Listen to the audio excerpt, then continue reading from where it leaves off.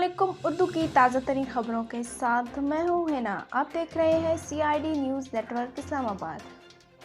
आज की खास खबरें। आज इस्लामाबाद और गिरदुनवाह के स्कूल में बिजली की खराबी की वजह से बच्चों को सख्त तकलीफ पहुंची।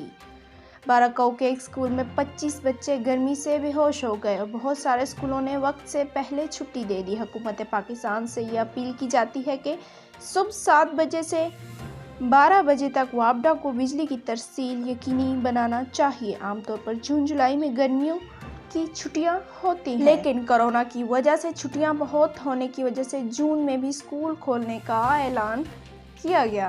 वज़ीर आज़म इमरान खान आज इस्लामाबाद में पहले वन विंडो एहसास सेंटर का आगाज किया, जिससे एक ही छत तले एहसास की तमाम सहूलियात और खिदमात तक रसाई मुमकिन होगी। मुल्क के किन शहरों में कोरोना वायरस की शरह सबसे ज्यादा है? वज़ारत सेहत ने मुल्क के मुख्तलिफ अजला में कोरोना केसेस की शरह की तफसीलात जारी कर दी। गुज़िश्ता 24 घंटों में कोरोना वायरस के मस्बत केसेस की बुलंद तरीन शरह गिलगित में 14.29% रही। सुबह पंजाब के 8 अजला, KPK के 7,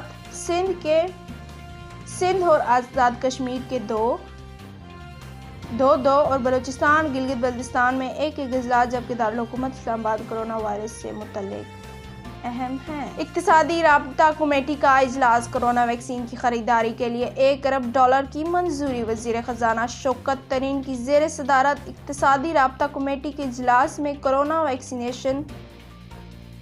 वैक्सीन की खरीदारी के लिए $1 अरब की मंजूरी दे दी। $1 अरब की